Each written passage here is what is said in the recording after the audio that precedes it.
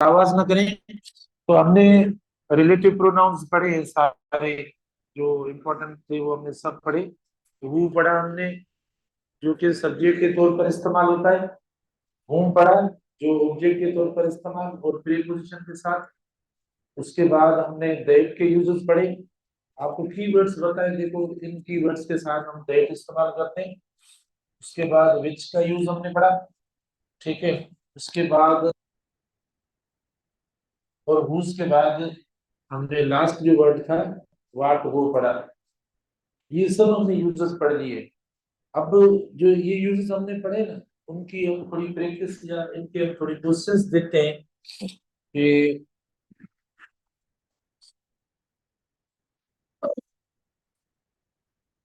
अभी मेरे को बोलना क्या है। हाँ,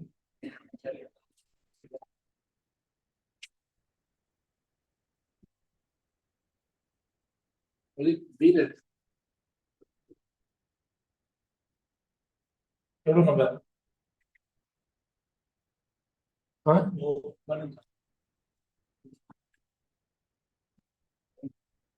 बोलो सही पढ़ ली। ये नंबर केड़ो है।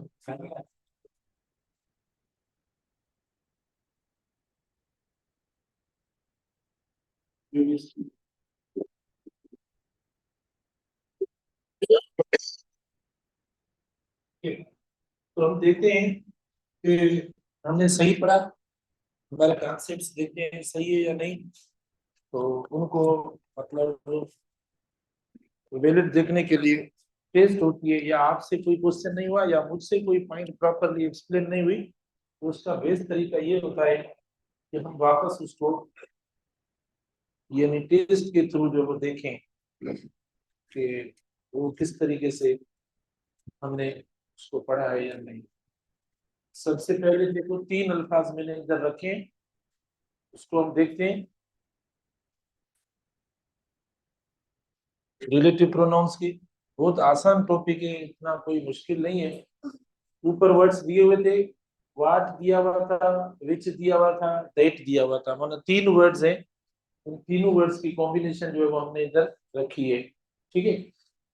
सबसे पहले देखो फर्स्ट सेंटेंस से थोड़ा आराम से देखते जाएं। This is one of the best films that या विच या what I have ever watched, ठीक है। This is the best. तो मैंने आपको माना कुछ सिचुएशंस हमने ऐसी पढ़ी है जिनमें कीवर्ड्स दिए हैं और कॉन्टेक्स्ट बताया है कि अगर ऐसे अल्फाज आएंगे तो इस रिलेटिव प्रोनाउन को इस्तेमाल करना। आपको कोई ऐसा वर्ड नजर आ रहा है इस क्वेश्चन के अंदर कि हमारे लिए ऑप्शन आसान हो जाए कि इसका जो है ये ऑप्शन करेक्ट हो रहा है। हालांकि हमने तीन ऑप्शन इधर रखे हैं, लेकिन वो कौन सा वर्ड है, वो द बेस्ट वर्ड है, जो कि सुपरलेटिव डिग्री है। तो जब सुपरलेटिव डिग्री आती है तो हम दो क्लोजेस को ज्वाइन करेंगे ना रिलेटिव प्रोनाउन से। कौन सा रिलेटिव प्रोनाउन सूटेबल होगा वो, तो देखो ये जो है ना सूटेबल है, जबकि विच और वाट लगाना यहाँ पर इनकरेक्ट है, कीवर्ड लग गया हमारे। सेकंड जो सेंटेंस है, जो मैंने ओनली आपको नहीं पढ़ाया, देखो द ओनली जब आएगा तो भी हम क्या लगाएंगे, द ओनली। शायद वर्बली मैंने आपको बताया हो, लेकिन द ओनली भी आएगा, जैसे this is the only book that which या व्हाट आई फाउंड यूजफुल। तो बेटा द ओनली के साथ भी ये भी एक कीवर्ड है, जैसे हमने कल पढ़े थे ना, उनमें ये भी कीवर्ड है कि हम उसके साथ दैट इस्तेमाल करेंगे, ना कि दूसरा कोई रिलेटिव प्रोनाउन। तीसरा है देखो, Marie Curie is the woman who she discovered radium, ठीक है ना, हु शी डिस्कवर्ड रेडियम। तो आप देखें, मतलब यहाँ पर हमने दो सब्जेक्ट्स लगा लिए एक साथ। हालांकि जब हमने इसकी डेफिनेशन पढ़ी थी, रिलेटिव प्रोनाउंस जो सब्जेक्ट के तौर पर इस्तेमाल होते हैं, तो ये सब्जेक्ट तो खुद हो जाते हैं, फिर जरूरत ही नहीं है कि हम दूसरा सब्जेक्ट इनके साथ जो है वो अटैच करके रखें। अब कोई एक सब्जेक्ट हमें रखना पड़ेगा, कौन सा रखें, क्या हम हु वाला सब्जेक्ट रखें या शी वाला रखें, क्योंकि दो सब्जेक्ट्स है ना, दोनों में से एक को हटाना होगा, एक को रखना है, क्योंकि दो सब्जेक्ट मतलब दो सब्जेक्ट एक ही काम कर रहे हैं। ये कोई ना कंपाउंड सब्जेक्ट है, जैसे हमने प्रोनाउंस के अंदर पढ़ा था 2 3 1 और 1 2 3 वाले कंपाउंड सब्जेक्ट्स 3 वर्ड्स थे, कामा वगैरह लगाकर एन लगाकर हमने अलग किया था, प्लूरल के तौर पर उन तीनों को हमने इस्तेमाल किया था। तो ऐसी कोई नेचर नहीं है इधर, मतलब सेम बात है। मतलब ये हु भी वुमन के लिए आया है और शी भी वुमन के लिए आया है। जो एंटीसीडेंट एक है ना, एक के लिए हमने 2 वर्ड्स इस्तेमाल कर दिए एक ही टाइम। तो अब कोई भी एक इस्तेमाल करना, 2 इस्तेमाल नहीं करने, तो कौन सा सूटेबल होगा? हम हु इधर इस्तेमाल करें या शी? क्यों? देखो, हम हु इसीलिए इस्तेमाल करेंगे, शी को हम हटा देंगे, क्योंकि आपको 2 क्लोजेस को कनेक्ट करना है, जो कि शी की एबिलिटी नहीं है। मतलब वो तो इंडिविजुअल पर्सनल प्रोनाउन है। हाँ, वो आप इस्तेमाल कर सकते हैं, ऐसा नहीं है नहीं इस्तेमाल होगा, लेकिन आपको क्या करना पड़ेगा? फुल स्टॉप दे दो, फिर 2 सेंटेंस को आप कनेक्ट ना करो, फिर सही हो जाएगा। जब आप 2 सेंटेंस को रिलेट कर रहे हो, तो रिलेटिविटी के लिए हमारे पास रिलेटिव प्रोनाउंस है। देखो, एक क्लोज आपका ये हो गया और दूसरा क्लोज आपका ये हो गया, डिस्कवर्ड। तो ये रिलेटिव प्रोनाउन जो है वो हम इस्तेमाल करेंगे, क्योंकि यहाँ पर वर्ब दिया हुआ है और ये खुद सब्जेक्ट के तौर पर इस्तेमाल होता है, तो ये इस्तेमाल करेंगे। शी जो है नहीं इस्तेमाल करेंगे, ठीक है? यहाँ पर डबल सब्जेक्ट इस्तेमाल नहीं करेंगे। उसके बाद देखो, 4 नंबर भी बहुत अच्छा सेंटेंस है। हमने शायद ऐसे कुछ सेंटेंस डिस्कस किए हैं, समझते चले प्लीज। देखो, this is the house that Rizwan built it, ठीक है? This is the house that Rizwan built it. तो अब हम दैट तो इस्तेमाल करते हैं, दैट इस्तेमाल करें या विच इस्तेमाल करें, दोनों सही है, क्योंकि जो एंटीसीडेंट है वो एक थिंग है, तो थिंग के साथ हम यानी दैट और विच इस्तेमाल कर सकते हैं। अब इधर कोई ऐसा कीवर्ड नहीं है जिसमें हम जो वो मतलब जो वो रिस्ट्रिक्टेड रहेंगे, सिर्फ दैट इस्तेमाल करें, विच दैट दोनों इस्तेमाल करें। अब हुआ क्या है पता है? मुझे बताओ, ये दैट जो है दैट, ये तो मैंने बार बार तब तो क्वेश्चंस किए थे आपसे कि आपको एक प्रॉपर इसकी स्ट्रक्चर या कॉन्सेप्ट जो है इन अल्फाजों का समझ में आ जाए। तो इधर जो दैट हमने इस्तेमाल किया है, ये सब्जेक्ट के तौर पर इस्तेमाल किया है या ऑब्जेक्ट के तौर पर? माना इधर इसका जो यूज है वो यूज कैसा है? ऑब्जेक्ट के तौर पर। सीधी सी बात है ना, यानी बहुत आसान है। आप बोलेंगे सर ये हमें बातें समझ में नहीं आती, ऑब्जेक्ट सब्जेक्ट ऑब्जेक्ट सब्जेक्ट। यार, जिस वर्ड को, जिस रिलेटिव प्रोनाउन को सीधा वर्ब मिल रहा है वो सब्जेक्ट है, जिसको सीधा वर्ब नहीं मिल रहा है, बीच में कोई दूसरा वर्ड आ रहा है और उसको वर्ब मिल रहा है, तो वो रिलेटिव प्रोनाउन आपका ऑब्जेक्ट हो जाएगा। अब मुझे बताओ, वर्ब किसको मिल रहा है? मतलब वर्ब किसके साथ है? रिजवान के साथ है। ओके, वर्ब जो है वो रिजवान के साथ है, यानी बिल्ट जो वर्ब है, ये बिल्ट, ये रिजवान के साथ इस्तेमाल हुआ, इसके साथ नहीं हुआ है। तो जब आपका इसी क्लोज का, सेम क्लोज का ऑब्जेक्ट आ गया है, तो आप क्यों मतलब ये ऑब्जेक्ट इस्तेमाल कर रहे हो? ये भी हाउस के लिए, इट भी हाउस के लिए, दैट भी हाउस के लिए, ठीक है? हमने 2 ऑब्जेक्ट दे दिए, तो 2 की कोई जरूरत नहीं है। देखो, this is the house that Rizwan built, मतलब that Rizwan built, what did Rizwan build, मतलब दैट, दैट मींस हाउस। ये जो वर्ड है इसके लिए आया है, ये एंटीसीडेंट हाउस है, और ये इट किसके लिए इस्तेमाल हुआ है? ये हमने इट इस्तेमाल किया, ये किसके लिए आया है? ये भी हाउस के लिए है। तो एक वर्ड, वही बात सब्जेक्ट वाली, एक हमारे पास वर्ड और 2 हमने ऑब्जेक्ट इस्तेमाल कर लिए, तो जरूरत ही नहीं है। तो ये जो रिलेटिव प्रोनाउंस है ना, देखो इनके अंदर सब्जेक्टिव ऑब्जेक्टिव अंदर इनके स्ट्रक्चर में या इनके जो वो सिंटेक्स में, ग्रामर में मौजूद है, तो डबल इस्तेमाल नहीं करेंगे, ये हमारा गलत है। अब किसी स्टूडेंट का क्वेश्चन होगा, सर इसको हटाकर ये लगा लो, ये नहीं, this is the house Rizwan built it, ये रख लो, तो इसमें क्या होगा? तो ये कैसे होगा मुझे बताओ? जब 2 आपके पास सेंटेंसेस पड़े हैं, तो ये हम कैसे इनको कनेक्ट करें? ठीक है, हाँ वो अलग बात है, कंपाउंड या किसी दूसरे कंजंक्शन से, लेकिन हमारा जो टॉपिक है ना, हम उस पर बात करें। वो अगर अंदर ऐड कर देंगे तो फिर मसला हो जाएगा, वो जब पढ़ेंगे न तब। लेकिन अभी रिलेटिव की बात है, ठीक है ना? तो आपके ये दोनों सेंटेंसेस रिलेट होंगे नहीं, तो इसीलिए इसी को हटाना जरूरी है। उसके बाद नंबर 5 है, व्हाट इज देयर दैट या विच या व्हाट एनॉयज अस कंटिन्यूअसली। अब क्वेश्चन है, अब इंट्रोगेटिव है, सवाल या सेंटेंस है। आपको ये बात थोड़ी समझ में नहीं आ रही, व्हाट इज देयर दैट या विच व्हाट।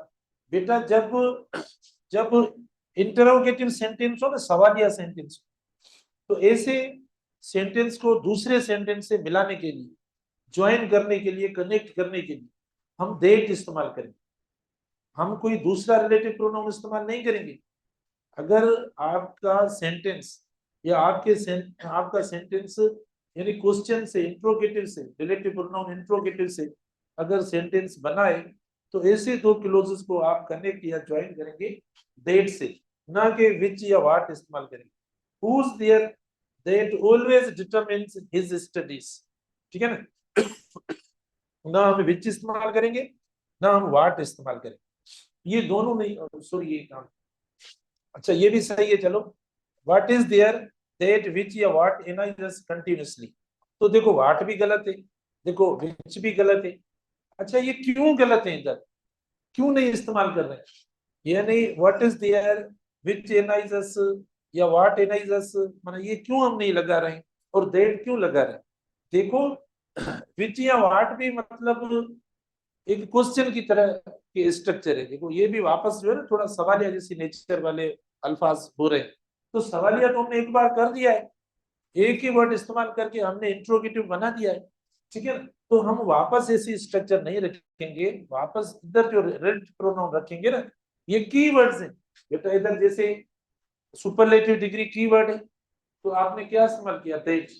द ओनली की वर्ड है, तो हमने दैट लगाया। द फ्यू की वर्ड है, देखो तो हम दैट लगाएंगे। द सेम की वर्ड है, तो हम दैट लगाएंगे। या द लिटिल की वर्ड है, तो दैट है। तो इंटरोगेटिव सेंटेंसेस जो है ना, वो कीवर्ड्स के तौर पर इस्तेमाल होते हैं। अगर आपका सेंटेंस सवालिया है, तो आप ऐसे सेंटेंस के लिए अगर आगे कोई दूसरा क्लोज ज्वाइन करना चाहते हो, तो वो क्लोज आप दैट से ज्वाइन करेंगे, ना कि विच और व्हाट से ज्वाइन करेंगे। यानी what is there, that anxious continuous. उसके बाद सेकंड भी हमने कर लिया है, ठीक है। सेकंड में देखो हुज देयर, ये भी हमारा क्वेश्चन वाला सेंटेंस है, लेकिन इसमें एरर कौन सी है, क्वेश्चन मार्क नहीं, ठीक है। देखो इसमें क्वेश्चन मार्क नहीं है। Who's there, that always determines his studies, question mark दे देना, ठीक है ना। तो यहाँ पर भी देखो हम दैट इस्तेमाल करेंगे, ना विच इस्तेमाल करेंगे, ना व्हाट इस्तेमाल करेंगे, ये दोनों से हम कनेक्ट नहीं करेंगे।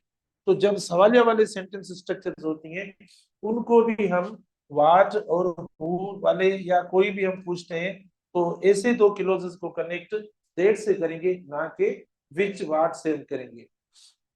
उसके बाद सेवन है, Farhan is the most intelligent student, that which what I know, ठीक है। तो अब आप देखो कीवर्ड हमारे पास पड़ा है कि हमने जो है ना सुपरलेटिव डिग्री लगाई, सुपरलेटिव डिग्री लगाई। तो सुपरलेटिव डिग्री लगाने की वजह से हम दैट लगाएंगे, ना कि विच या व्हाट इस्तेमाल करेंगे। देखो Farhan is the most intelligent student, एक और वर्ड है जो मैंने इधर नहीं दिया है, वो मैं आप देकर पूछता हूँ। देखो Farhan is the most intelligent student, that who which what, मतलब एक और वर्ड जो ज्यादा थोड़ा करीब है, वो भी लगा देते हैं इधर, ठीक है। चलो ये तो बना बहुत दूर के, लेकिन ये हमने लगा दिया।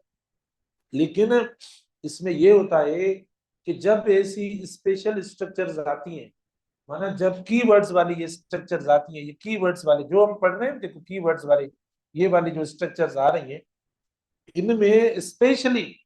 इनमें स्पेशली ऐसे क्लोजेस को कनेक्ट करने के लिए हम जो वो दैट को प्रिफर करते हैं, स्पेशली दैट लगाते हैं। माना बुक के अंदर वर्ड लिखा हुआ है, स्पेशली हम दैट लगाते हैं, दैट को हम प्रिफर करते हैं, खास तौर पर दैट लगाते हैं, माना स्पेशली वर्ड लगा हुआ है, ठीक है, लिखा हुआ है, तो हम प्रिफर करेंगे देखो दैट को। बाकी यही बात रही भाई, गलत गलत नहीं है। देखो अगर आप हु लगाएंगे, सीधी सी बात है, ये क्या है, somebody ये पर्सन है, पर्सन के लिए हु लगता है। अब मैं बोलूं नहीं नहीं हु मत लगाना, गलत हो जाएगा, नहीं गलत नहीं है, लेकिन स्टेटमेंट लिखा हुआ है बुक के अंदर कि स्पेशली हम जो यूज करते हैं ऐसी सिचुएशंस में वो दैट को यूज करते हैं, ठीक है ना, दैट इस्तेमाल करते हैं जो कीवर्ड्स हमें दिए हुए। तो अब आप देखें आपसे कोई कुछ पॉइंट्स मिस हुई है, या मतलब मैंने सही नहीं पढ़ाई है, या जल्दी में हम पढ़ा के गए, तो आप प्लीज ये बहुत टेस्ट के लिए आपको मतलब जहन में माना अगर आपको कोई प्रॉब्लम हो रहा होगा, कोई प्रॉब्लम और कोई प्रॉब्लम नहीं होगा, क्योंकि हमने पॉइंट्स जो पढ़ी हैं उन पॉइंट्स को माना कलेक्ट करके समरी जो हम बनाई है हमने, वो भी क्वेश्चंस के फॉर्म में जो है ना हमारी पॉइंट्स को हमने समराइज किया है, ताकि हर चीज आपको समझ में आ जाए। ठीक है, मसला ना हो। देखिए बेटा 8 पे हम चलते हैं। It is the same answer that ये विच ये व्हाट यू हैव गिवन। ठीक है, तो देखो आपके पास द सेम कीवर्ड पड़ा है, जब द सेम कीवर्ड पड़ा है तो देखो ये वाला नहीं, द सेम अगर आ जाता है मतलब किलोज के अंदर, तो हम ऐसे 2 किलोज को ज्वाइन करेंगे दैट के साथ। उसके बाद देखो 9 नंबर भी बहुत आसान है। देयर इज नथिंग दैट या विच या व्हाट कैन डिस्टर्ब यू। ठीक है, तो अब देखो इनडेफिनेट प्रोनाउंस के लिए मैंने आपको बताया कि हम मतलब दैट से ज्वाइन करते हैं, तो ये इनडेफिनेट प्रोनाउन है समथिंग, नथिंग, एवरीथिंग, तो हमने दैट से देखो ज्वाइन कर लिया। फिर नंबर 10 देखो, the teacher in his chair, that या हु या what I saw were in the office, या बल्कि मैं एक और वर्ड इधर ऐड कर दूं, माना जो और ज्यादा चौथा वर्ड भी मैं लगा देता हूं। देखो the teacher and his chair, that who what and which I saw were in the office, तो बताओ बताएं माना कौन सा सूटेबल है। देखो हमने पढ़ा है ये कि जो दो डिफरेंट चीजें होती, दो डिफरेंट होती है, तो उनको रिलेट करने के लिए, कनेक्ट करने के लिए, एक टीचर है, दूसरा देखो थिंग है। आपको याद होगा मैंने कॉन्सेप्ट लिखवाया था कौन सा, पर्सन प्लस थिंग। ठीक है, पर्सन प्लस थिंग, तो पर्सन प्लस थिंग वाले में हम जो वो प्रीफर किसको करेंगे, दैट को करेंगे ज्वाइन करने के लिए क्लोज को, ना कि विच और ये लगाएंगे। बहुत आसान है। देखो the only thing that which what matters is to find our way home, it is the only thing। ठीक है, the only thing, तो हम हमारे पास the only पड़ा है। बहुत आसान ये रिलेटिव प्रोनाउंस के जो यूजेस है इस टेस्ट के अंदर। इस टेस्ट के अंदर आर्टिकल भी हमारा जो है ना, आर्टिकल्स वो भी इंक्लूडेड है। आज हम स्टार्ट करते हैं, थोड़ा सा मैं तारुफ आज आर्टिकल्स का आपको करवा देता हूँ, तो वो भी इंक्लूडेड है। देखो विच भी नहीं होगा, वाट भी नहीं होगा, और हम इस्तेमाल करेंगे दैट। उसके बाद देखो I hope the little that या विच या what I have done has been useful, तो बेटा इसमें देखो कीवर्ड कौन सा पड़ा है, द लिटिल पड़ा है। तो ये है कि आप जब टेस्ट करें तो सिर्फ कीवर्ड को देकर और राइट ऑप्शन को चूज करें, तो राइट ऑप्शन हमारे पास दैट आ गया, व्हाट वगैरह कुछ भी नहीं है। ठीक है, आई hope the little that I have done has been useful। आप बताएंगे इधर दैट में ना, ये क्वेश्चन ऐसे मुझे करने नहीं चाहिए क्लास में, लेकिन थोड़ा सा आपको जगाने के लिए क्वेश्चन कर रहा हूँ। ये जो दैट इधर इस्तेमाल हुआ है, ये सब्जेक्ट है या ऑब्जेक्ट है? भाई आपने इतना पढ़ा है, अच्छे नमूने से हम पढ़ रहे हैं, तो हमें हर चीज का पता होना चाहिए, ना कि अब आप छोटी क्लासेस 7वीं 8वीं क्लास के स्टूडेंट हैं कि अब आप रट्टा लगाएंगे इधर क्या आता है, आखिर में क्या आ रहा है, बीच में क्या आ रहा है। तो वो तो नहीं पढ़ा रहा हूं मैं आपको कॉन्सेप्ट से पढ़ा रहा हूँ। मैं आपको नेचुरल लर्नर्स होना चाहता हूँ कि आप बने, वरना आपको पता पड़ेगी ये चीजें। तो ये क्या है इधर, ये सब्जेक्ट है ऑब्जेक्ट है? ऑब्जेक्ट है, क्योंकि इसके साथ वर्ब आया नहीं है। वर्ब देखो इसके साथ आ गया है।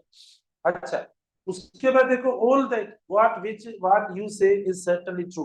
बेटा देखो ये जो ऑल एंड ऑल, ये भी दैट कैरी करेगा। ऑल के बाद हम दैट कैरी करेंगे अगर दो क्लोजेस हमें ज्वाइन करने हैं। देखो दो क्लोजेस है ये, दो क्लोजेस कैसे, देखो एक क्लोज ये हो गया बेटा, देखो एक क्लोज ये हो गया। अब ये जो सर्ट इज लगा है, इज, ये इज लगा है किसके साथ, इस दैट के साथ, और दैट जो लगा है वो ऑल के साथ लगा है। अब ऑल जो है ना ऐसा नहीं है, अब ऑल ऐसा नहीं है कि प्लूरल, सिर्फ प्लूरल नाउन के साथ। हमें लगता है कि ऑल जो होता है वो सिर्फ प्लूरल के साथ हम इस्तेमाल करते हैं। जैसे मैं बोलूं भाई ऑल द स्टूडेंट्स, सर देखो, ठीक है, मैं बोलूं भाई ऑल द पीपल, हाँ ये सही है, गलत नहीं है। लेकिन ऑल जो है वो अनकाउंटेबल नाउन के साथ इस्तेमाल हो सकता है, कभी कभी तो इतना है कि वो सिंगुलर नाउन के साथ भी इस्तेमाल हो जाता है। मिसाल के तौर पर देखो, all the book is complete, sir all the book, मतलब पूरा बुक मैंने कंप्लीट कर लिया, पूरा माना कंप्लीट वाले सेंस है।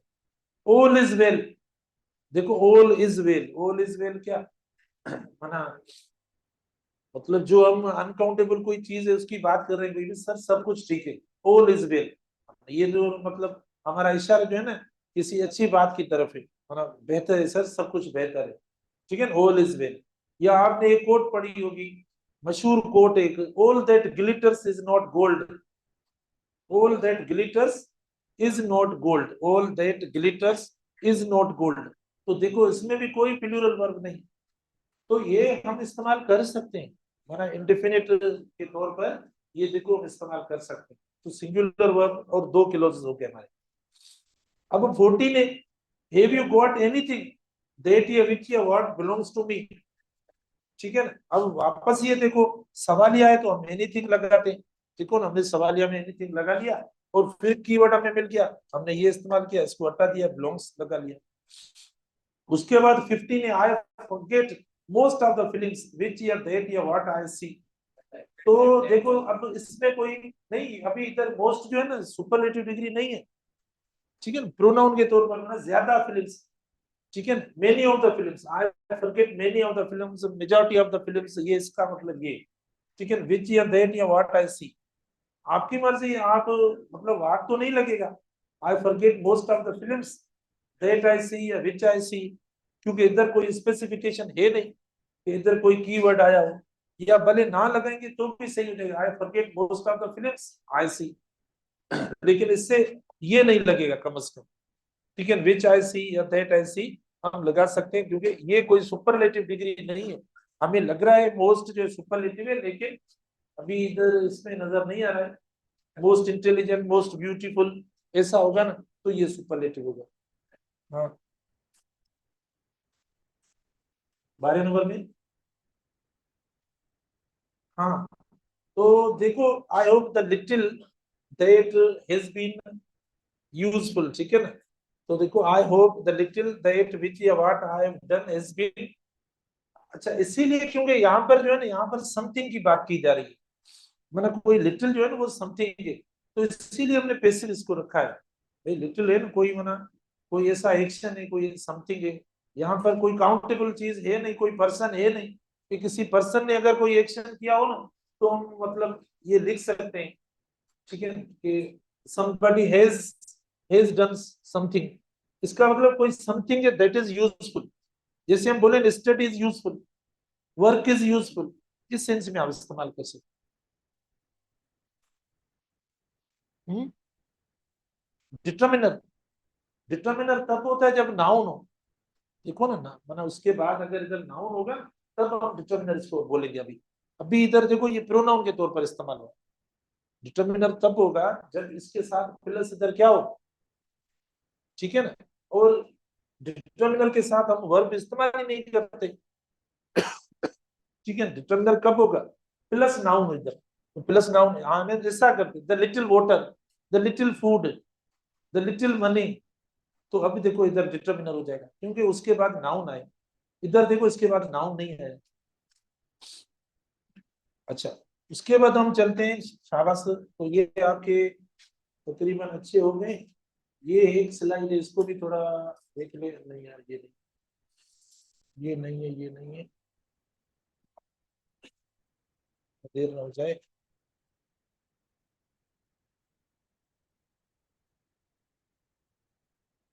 ये दोनों हो गए,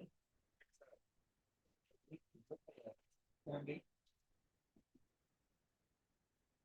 इसके अंदर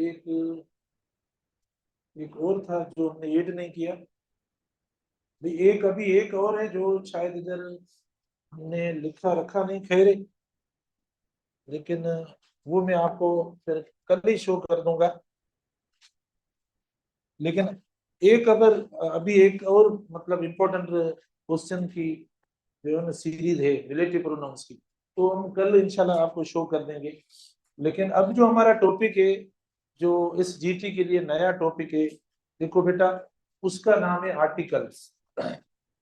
जो टॉपिक हम पढ़ेंगे उसका नाम है आर्टिकल्स, ठीक है।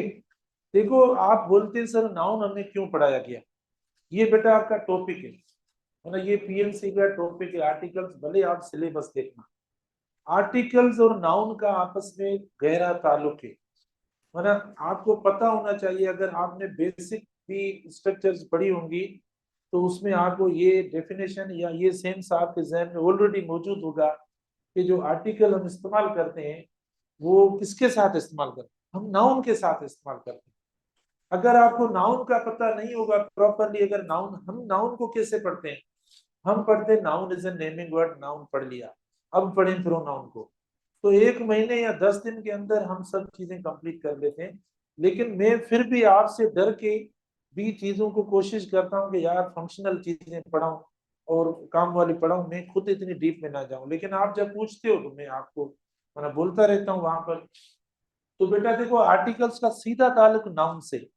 अब अगर नाउन्स का कॉन्सेप्ट आपका क्लियर होगा तो आपको ये जो मैं बार बार एक वर्ड जो हर वक्त बोलता आ रहा हूँ, कौन सा, डिटर्मिनर्स डिटर्मिनर्स डिटर्मिनर्स, देखो अब ये वर्ड आपको इधर काम देगा। ये आपका टॉपिक है और ये मुश्किल तरीन टॉपिक है। मतलब आर्टिकल्स कोई इजी नहीं है, इसको कहीं कैसे इस्तेमाल करना है, कहाँ पर इस्तेमाल करना है, लेकिन इंशाल्लाह हम कोशिश करेंगे कि इसको भी सिंप्लीफाई करके आपको समझाएं। देखो बेटा, आर्टिकल्स जो होते हैं ना, यानी एक होता है इंडेफिनिट आर्टिकल, एक होता है इंडेफिनिट आर्टिकल, और दूसरा होता है डेफिनेट आर्टिकल। दो आर्टिकल्स होते हैं। आर्टिकल्स के हमारे पास कितने टाइप्स हैं, दो है, एक इंडेफिनिट आर्टिकल और दूसरा डेफिनेट आर्टिकल। जो इंडेफिनिट आर्टिकल में वर्ड्स आते हैं वो कौन से हैं, यानी एक जो वर्ड इस्तेमाल होता है इंडेफिनिट आर्टिकल में वो होता है ए और दूसरा होता है एन। ये ए और एन क्यों है, मना आर्टिकल तो एक ही है, तो एक वर्ड आना चाहिए। इधर देखो, जब हम डेफिनेट की बात करते हैं तो डेफिनेट में सिर्फ हमारे पास एक आर्टिकल है, जब इंडेफिनेट के अंदर देखो दो आर्टिकल्स पड़े। ऐसा क्यों, ठीक है ना। हाँ, इसीलिए क्योंकि ये जो हमने दो लिखे हैं, मतलब बात एक ही है, मीनिंग एक ही है। ये दोनों इस्तेमाल होते हैं जब कोई एक चीज हो, जब कोई एक मतलब नाउन की हम बात कर रहे हैं, तब ये दोनों इस्तेमाल करते हैं। लेकिन इनका इस्तेमाल जो है ना साउंड के हिसाब से, जब कॉन्सोनेंट साउंड होता है, कॉन्सोनेंट साउंड होता है बेसिक है, तो देखो हम अ इस्तेमाल करते हैं। और जब वाउल साउंड होता है, माना कोई भी वर्ड उसका फर्स्ट जो लेटर उसकी आवाज अलिफ से, या इंग्लिश में हम बोलेंगे अ से निकल रही हो, तो हम एन इस्तेमाल करते हैं। जबकि द जो हम इस्तेमाल करते हैं वो साउंड के हिसाब से नहीं इस्तेमाल करते, कॉन्सोनेंट के साथ भी इस्तेमाल हो रहा है और वाउल साउंड के साथ भी हम इस्तेमाल कर रहे हैं।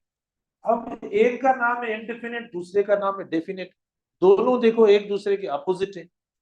इनडेफिनेट माना ऐसा आर्टिकल जिसको हम डिफाइन ना कर सके, ठीक है, जिसको हम डिफाइन ना कर सके, हम किसी के लिए भी इस्तेमाल कर रहे हैं जिसका हमें पता ना हो, माना कोई पर्सन कोई थिंग वो अननोन हो, जिसके बारे में हमें मालूम ना हो, तो हम इस्तेमाल करते हैं उसके लिए क्या, इनडेफिनेट आर्टिकल। हमें जिसका पता ना हो तो हम इनडेफिनेट आर्टिकल इस्तेमाल करते हैं। मिसाल के तौर पर देखो, व्हेन somebody या समथिंग इज अननोन, ठीक है ना, व्हेन एक एग्जांपल इसका देते हैं, व्हेन somebody या समथिंग, बेटा देखो इज अननोन, हमें उसका कुछ इतना पता ना हो, ठीक है ना, तो हम क्या करते हैं, we use we use an indefinite article, we use an indefinite article. तो हम indefinite आर्टिकल इस्तेमाल करते हैं, समझते जाए, बहुत बेसिक बता रहा हूँ।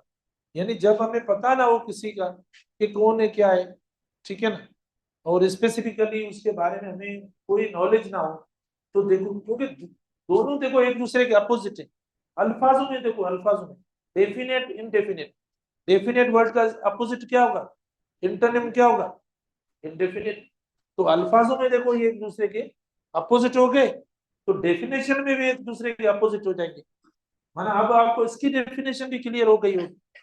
माना इसका मतलब हुआ, यानी इनडेफिनेट का मतलब क्या हुआ, कि ऐसा आर्टिकल जिसके बारे में पता ना हो, when somebody something is unknown we use an indefinite, माना जब पता ना हो किसी के बारे में तो हम इंडेफिनेट आर्टिकल इस्तेमाल करते हैं। और डेफिनेट कब लगाएंगे, जब पता हो, जब हमें मालूम हो उसके बारे में, ठीक है ना, या नोन हो, माना स्पीकर को पता हो, या जो वो लिसनर्स को पता हो, या रीडर को पता हो, मतलब सिचुएशन ऐसी हो तो हम इस्तेमाल करते हैं। तो ये अल्फाजों में भी एक दूसरे के एंटोनिम्स या अपोजिट, डेफिनेशन में भी एक दूसरे के अपोजिट या एंटोनिम्स, और यूज में भी इसी तरीके से। तो आप इस तरीके से जहन में रखेंगे बात या आइडिया, तो आराम से इसका जो यूज होगा वो बिल्कुल क्लियर हो जाएगा। तो इसके ऊपर देखो हम इस तरीके से इस्तेमाल करते हैं कि when somebody something is unknown we use an indefinite article, तो हम इस्तेमाल करते हैं। तो बेटा मैं एग्जांपल देता हूँ इस पे। तो मैं बात कर रहा था इससे पहले कि जो आर्टिकल्स का यूज होता है वो हम नाउन्स के साथ इस्तेमाल करते हैं। अब हमने नाउन्स पढ़े, यानी प्रॉपर नाउन हमने पढ़ा, हमने कॉमन नाउन पढ़ा, हमने एब्स्ट्रैक्ट नाउन पढ़ा, हमने मटेरियल नाउन के एग्जांपल्स दिए, कलेक्टिव नाउन के दिए, अनकाउंटेबल के दिए। अब इनमें से देखना पड़ेगा कि किस किस नाउन के साथ हम इस्तेमाल करें, ठीक है ना, किस किस नाउन के साथ जो है ना हम ये आर्टिकल इस्तेमाल करें, लेकिन जो यूज होगा इसका वो किसके साथ होगा, नाउन के साथ होगा। तो पहले देखो जो मैंने लिखा है इनडेफिनिट के बारे में, जैसे आप देखो मैं लिखूं इधर आई सो a man, I so a man, एक मैंने ये लिख लिया। दूसरा देखो मैंने सेंटेंस दे दिया आई सो मैन, बेसिक आपको ऐसा दे सकते हैं, आई सो मैन देखो हमने लिख लिया।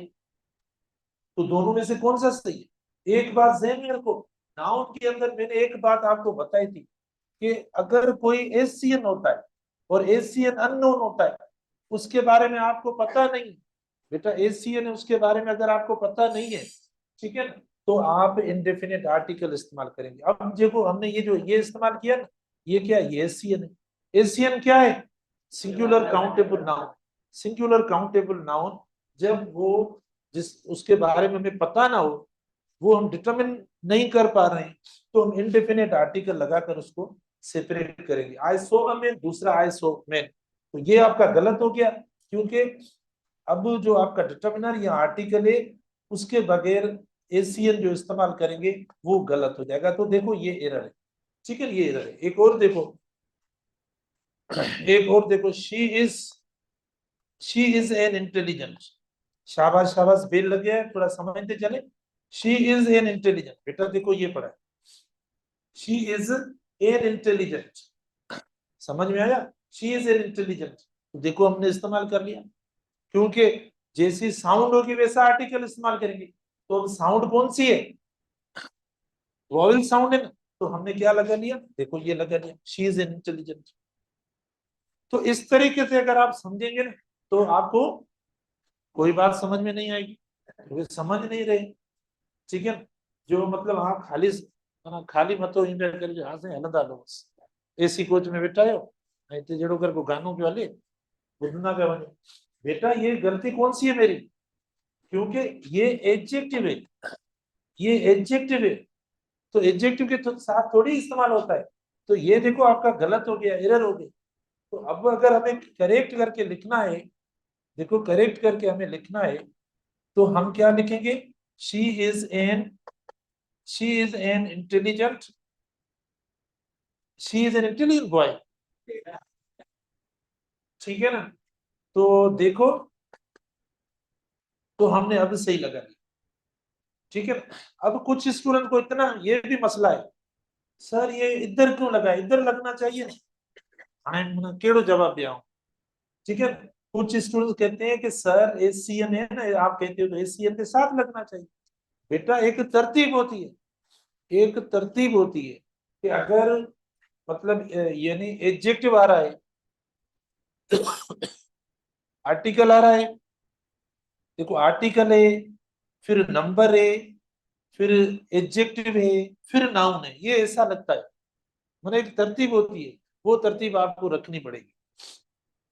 तो इंशाल्लाह बाकी हम कल जो है वो पढ़ लेंगे।